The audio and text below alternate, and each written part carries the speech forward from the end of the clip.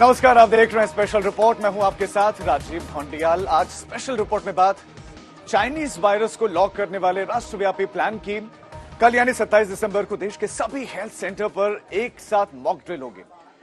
Chinese virus को हराने के इंतजामों का लाइव टेस्ट होगा। अगर टेस्ट में पास हुए तो देश में लॉकडाउन की नौबत नहीं आएगी, और अगर फेल हुए तो लॉकडाउन की संभावनाओं से इनकार नहीं किया जा सकता। चाइनीज वायरस को लेकर देश में लॉकडाउन का चांस कितना है, कितने प्रतिशत है, हम आपको डिटेल रिपोर्ट के जरिए समझाएंगे, बताएंगे।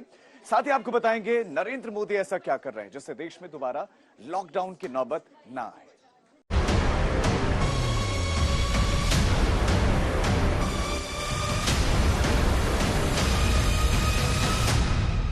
देश के किसी भी हिस्से में लॉकडाउन की नौबत ना आए, चाइनीज वायरस को वन टाइम फैलने से पहले ही लॉक कर दिया जाए, इसके राष्ट्रव्यापी प्लान की उल्टी गिनती शुरू हो गई है। 27 दिसंबर यानी अगले कुछ घंटों में चाइनीज वायरस को कंट्रोल में रखने के लिए सबसे बड़ी मॉक ड्रिल की जाएगी। देश के छोटे से लेकर बड़े हेल्थ सेंटर पर रिहर्सल होगा, यानी कोरोना आया तो वक्त रहते उसके विस्तार पर ब्रेक लगा दी जाएगी। पूरा आइडिया प्रधानमंत्री नरेंद्र मोदी का है। मतलब ये कि लॉकडाउन न लगे, इसके लिए Modi and company full action में है। आपको क्या करना है? प्रधानमंत्री ने देशवासियों के नाम अपने मैसेज में क्लियर कट बता दिया है। अगर आप नहीं माने तो लॉकडाउन के दिन लौट आए। सबसे पहले मोदी का मैसेज आपको सुनवाते हैं। पर्वों को, इन अवसरों का खूब आनंद लीजिए, लेकिन थोड़ा सतर्क भी रहिए। आप भी देख रहे हैं कि दुनिया के कई देशों में कोरोना बढ़ रहा है, इसलिए हमें मास्क और हाथ धुलने जैसी सावधानियों का और ज्यादा ध्यान रखना है। हम सावधान रहेंगे तो सुरक्षित भी रहेंगे। मोदी ने समझा दिया है कि सावधानी क्यों जरूरी है। लॉकडाउन तक बात न पहुंचे, वक्त रहते चाइनीज वायरस को बेदम किया जाए, इसके लिए मोदी ने राष्ट्रव्यापी ऑर्डर को लागू करवा दिया है। एक दिन एक साथ एक वक्त पर देश के सभी हेल्थ सेंटर पर मॉक ड्रिल होगी।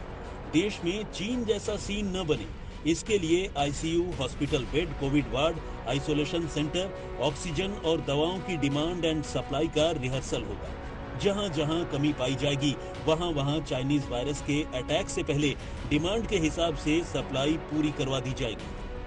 देश में कोविड महामारी न फैले, उसके लिए हम अलर्ट मोड पर काम कर रहे हैं।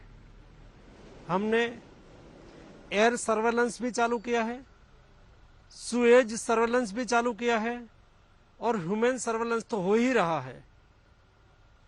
ये तीनों सर्वेलेंस से पता चल रहा है कि अभी दिल्ली और मुंबई में सुएज और एयर सर्वेलेंस में आरएनए मिला है। उसको देखते हुए आने वाले दिनों में क्या क्या प्रिकॉशन लेना है, उस लिए हम सभी राज्यों को अलर्ट दे रहे हैं, राज्यों के साथ इंफॉर्मेशन शेयर कर रहे हैं। आप समझ गए होंगे कि चाइनीज वायरस आपके न्यू ईयर प्लान में खलल न डाले, इसकी पूरी तैयारी है। हालांकि आज कॉपी पेन लेकर नोट कर लीजिए कि एक छोटी सी गलती न्यू ईयर के गुड टाइम को बैड टाइम में बदल सकती है, क्योंकि 2022 जाते जाते अपने साथ एक खतरा लाया है, और 2023 की शुरुआत डबल डेंजर की दस्तक समझिए। एक तरफ चाइनीज वायरस का अटैक, दूसरी तरफ खून जमा देने वाली सर्दी का प्रहार, यानी आगे कुआं और पीछे खाई है। अगर मास्क और 2 गज की दूरी का ख्याल नहीं रखा तो जिंदगी में दुर्घटना घटते देर नहीं लगेगी। यहाँ आपको समझना है कि सर्दी लग गई या फिर कोरोना हुआ तो सिम्टम करीब करीब कॉमन है। मतलब आपकी एक गलती पूरे परिवार को खतरे में डाल सकती है। ठंड का तो बहाना है, ठंड का तो बहाना है, भीड़ में जाना है। अभी एक पर्व तो निकाल दिया क्रिसमस का, अब न्यू ईयर पे सावधानी रखना है।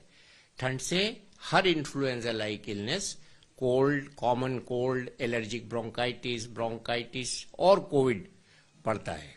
ये फैक्ट है, क्योंकि ठंड में हमारी रेजिस्टेंस पावर लंग्स की, जो कि रेडिएटर है बॉडी का, कम होती है।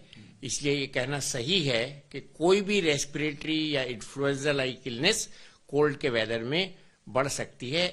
क्लिनिकली तो हम हिस्ट्री लेके बहुत बारीकी से पूछते हैं, जाड़ा लगा एकदम से सडनली रात भर उसके बाद बुखार आया, उसके 4-5 दिन बाद वो कोविड के लिए हम देखते हैं आमतौर पर, क्योंकि मरीज बाद में आता है। लेकिन जब मैंने कल से लोगों से कहना शुरू किया है कि आप इस तरह की इलनेस हो रही है, आप फौरन कोविड का होम टेस्ट या जो रैपिड टेस्ट किट है उससे कराइए, किसी ने भी मना नहीं किया। तो इस वक्त लोगों में जागृति है और अवेयरनेस है। लोग जैसे ही चाहते हैं कि हम कोविड से बचें तो उनको जाकर घर पर एक सेल्फ टेस्ट मॉनिटरिंग किट से देख लेना चाहिए, और जरा भी वो डाउटफुली पॉजिटिव आ रहा है तो फौरन जाकर अपना RT-PCR कराना चाहिए। आज तक ब्यूरो। चाइनीज वायरस को लेकर आज की सबसे बड़ी खबर कर्नाटक से आई है, जहां पर कोविड के बढ़ते खतरे को देखते हुए मास्क कंपलसरी कर दिया गया है। कर्नाटक में बड़ा फैसला लिया गया है, लेकिन कैसे पूरे देश में इससे खतरे की घंटी बज गई है, इस रिपोर्ट में हम आपको समझाते हैं। अब आपका अलर्ट रहना बहुत जरूरी है।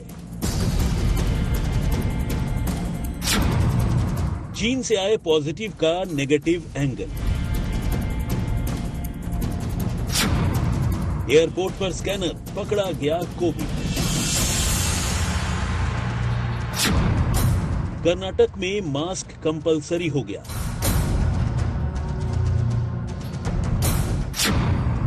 मास्क नहीं लगाया तो लॉकडाउन लगेगा।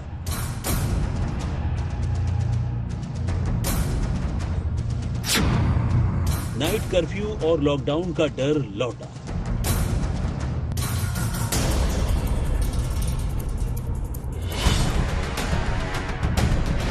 न्यू ईयर के लिए आपने बहुत सारे प्लान बना रखे होंगे। नए साल में कुछ दिन बचे हैं, पर खतरा सिर पर है। क्रिसमस बीत गया, लेकिन न्यू ईयर की पार्टी अभी बाकी है। अगर अगले कुछ दिनों में केस बढ़े तो सख्ती शुरू हो जाएगी। मतलब ये कि अगर आपने मास्क और 2 गज की दूरी वाले मंत्र से कोरोना को लॉक नहीं किया तो फिर कोरोना विस्फोट होगा। कोरोना विस्फोट हुआ तो चीन जैसा सीन होगा। मतलब ये कि लॉकडाउन लग सकता है। लॉकडाउन लगा तो न्यू ईयर के लिए घर से दूर गए लोग फंस सकते हैं। विदेश से लौटे या फिर देश में टूरिस्ट प्लेस से कोविड पॉजिटिव पाए गए तो आइसोलेशन में रहना होगा। सरल शब्दों में समझें तो बचना है तो मास्क और 2 गज की दूरी जरूरी है, वरना लॉकडाउन मुमकिन है। खास तौर में जो ज्यादा चिंताजनक हुई है कि जो चाइना में केसेस हैं, हमें पूरा अंदाजा नहीं है कि वहां पर क्या हो रहा है, लेकिन केसेस जरूर बढ़े हैं वहां पर। तो इन चीजों को देखते हुए हमें एहतियात बरतने की जरूरत है, लेकिन ऐसा कोई चिंता की बात नहीं है, घबराने की बात नहीं है, क्योंकि यहाँ पर आप देख रहे हैं कि पिछले 8-10 हफ्ते से लगातार केसेस कम होते चले जा रहे हैं, और पिछले 2-3 हफ्ते से तो 500 से भी कम केसेस हैं, और मृत्यु का आंकड़ा भी बहुत नगण्य है।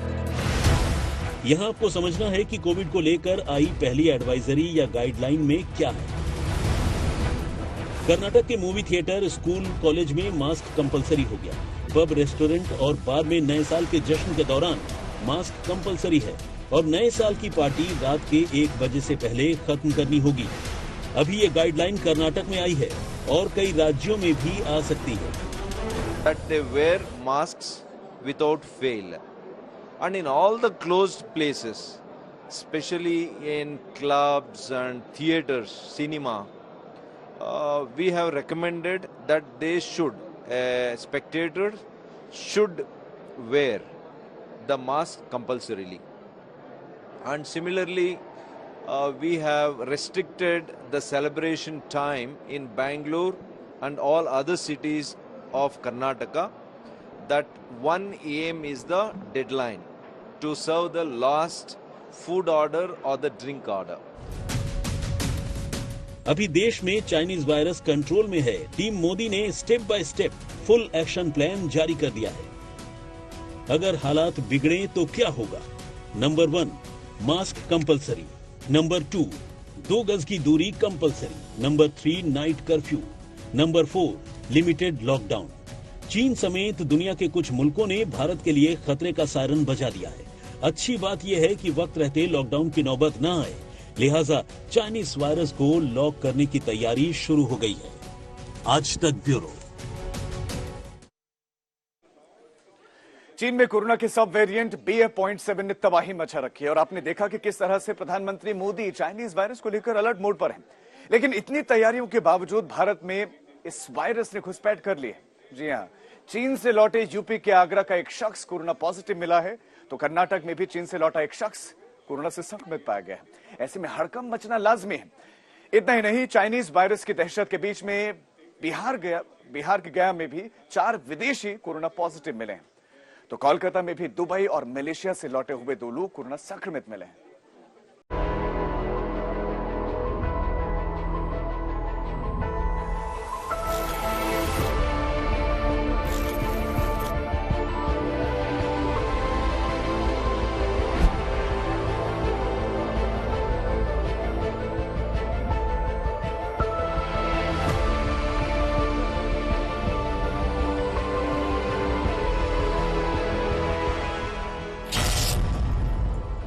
चीन में कोरोना का सबसे घातक अलार्म बज रहा है, क्योंकि चीन में रोजाना 2 करोड़ से ज्यादा केस आ रहे हैं।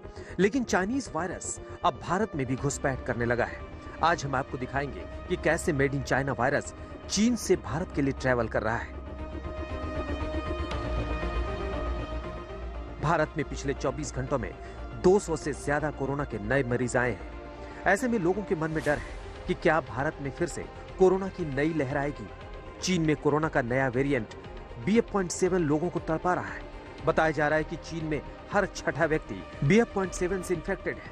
भारत में चीन के इस घातक वायरस की घुसपैठ न होने पाए, इसके लिए मोदी सरकार ने एड़ी चोटी का जोर लगा दिया।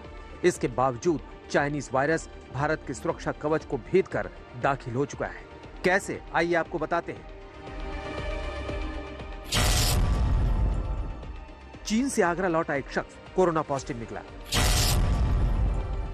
अब आगरा से लेकर पूरे यूपी में अलर्ट मोड पर सरकार।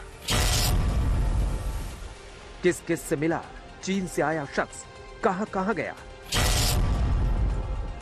चीन से लौटे शख्स के परिवार समेत 37 लोगों की कोरोना जांच। जी हां, जिसका डर था वही हुआ। आखिरकार चाइनीज वायरस भारत तक आ ही गया। अब आपको बताते हैं कि यह शख्स चीन से आगरा तक कैसे पहुंचा, तो सुनिए। आगरा की मारुति स्टेट कॉलोनी के रहने वाले 40 वर्षीय शख्स चीन की national central cities multinational company में मैनेजर है। वहां वो 2020 से काम कर रहे हैं और आगरा नहीं आए थे। 22 दिसंबर को वो फ्लाइट के जरिए चीन से दिल्ली पहुंचते हैं और दिल्ली से टैक्सी लेकर वो आगरा आते हैं। 23 दिसंबर को वो एक प्राइवेट लैब में कोरोना टेस्ट करवाते हैं और कोरोना पॉजिटिव निकलते हैं। इसके बाद तो हड़कंप मच जाता है। 22 को ही इन्होंने दिल्ली में लैंड किया और 23 को ये आगरा आए थे।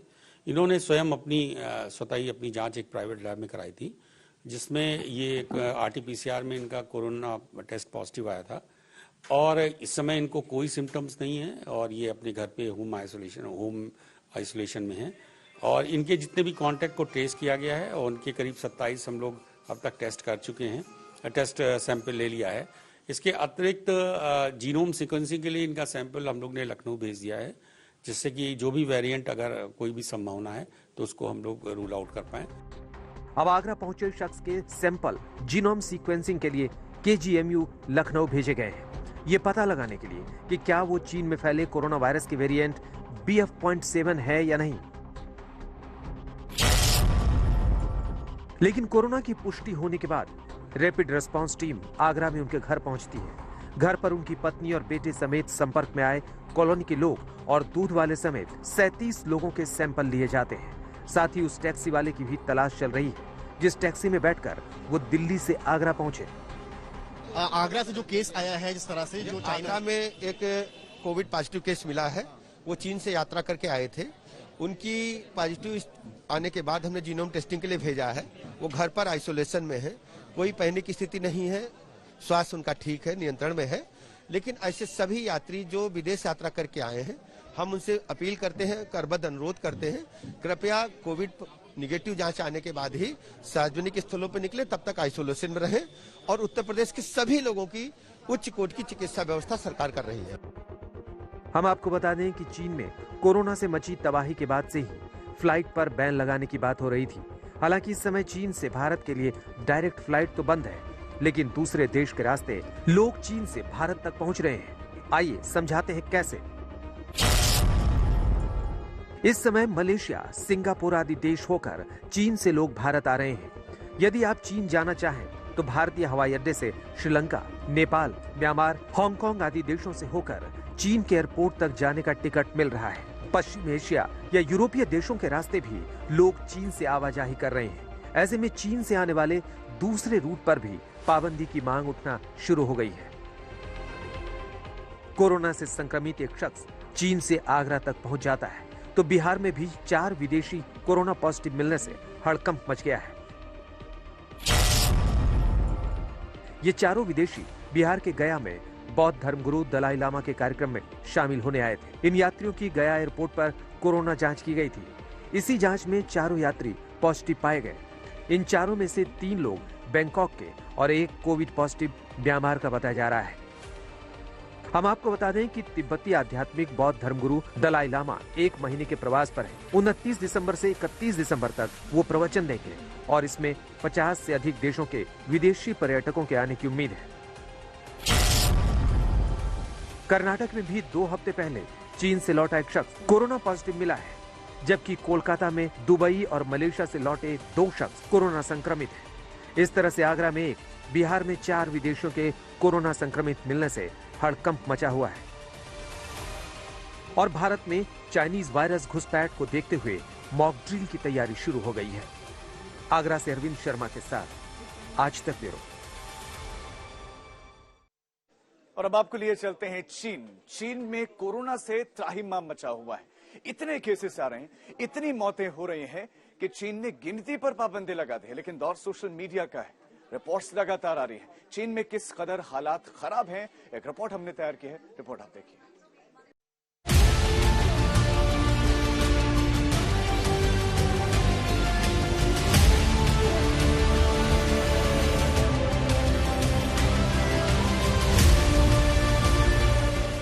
चीन में कैसे कोरोना ने तबाही मचा रखी है, इन आंकड़ों से सब कुछ समझ में आता है। पिछले 20 दिन में 24 करोड़ 80 लाख से ज्यादा लोग संक्रमित हो चुके हैं। हर रोज 10 से 18 हजार लोग संक्रमण के चलते दम तोड़ रहे हैं। अस्पताल श्मशान भर जाने के बाद शव कोल्ड स्टोरेज में रखे जा रहे हैं। चीन में बढ़ते संक्रमण के चलते खून का भी संकट होने लगा है। एक दिन में 3 करोड़ 70 लाख कोरोना संक्रमित मिलने के बाद चीन की सरकार ने आधिकारिक आंकड़ों को जारी करने पर रोक लगा दी है। अब चीन सरकार की तरफ से कोरोना संक्रमित को लेकर रोजाना जारी होने वाली रिपोर्ट जारी नहीं की जाएगी। हालांकि अभी भी अलग अलग सोर्स से इस तरह के कई आंकड़े सामने आ रहे हैं। चीन के पत्रकार जेनिफर जेंग ने दावा किया है कि शनिवार को एक दिन के अंदर 8,000 चीनी नागरिकों ने कोरोना संक्रमण के चलते दम तोड़ा। इससे पहले 21 दिसंबर को सबसे ज्यादा 10,700 लोगों की मौत हुई थी। आलम यह है कि अस्पतालों और अंतिम संस्कार स्थलों पर लाशें रखने के लिए जगह तक नहीं बची है। बड़ी संख्या में लाशों को कोल्ड स्टोरेज में रखा जा रहा है। चीन के पत्रकार जेनिफर जैंग खुलासा करती हैं कि राष्ट्रपति जिनपिंग की कम्युनिस्ट पार्टी के सचिव येन ली हालात का जायजा लेने के लिए निकले थे। इस दौरान वो लाशों के ढेर को देखकर फफक कर रो पड़े। नए साल से पहले कोविड का खतरा भी गया नहीं कि कड़ाके की सर्दी का नया खतरा आ गया। पूरे उत्तर भारत में सर्दी का शिकंजा लगातार कस चुका है। दिल्ली में तो पारा 3 डिग्री तक लुढ़क चुका है। राजस्थान में 0 डिग्री का टॉर्चर शुरू हो गया है। तो क्या राजस्थान के बाद अब दिल्ली में ये 0 डिग्री वाली सर्दी पड़ेगी?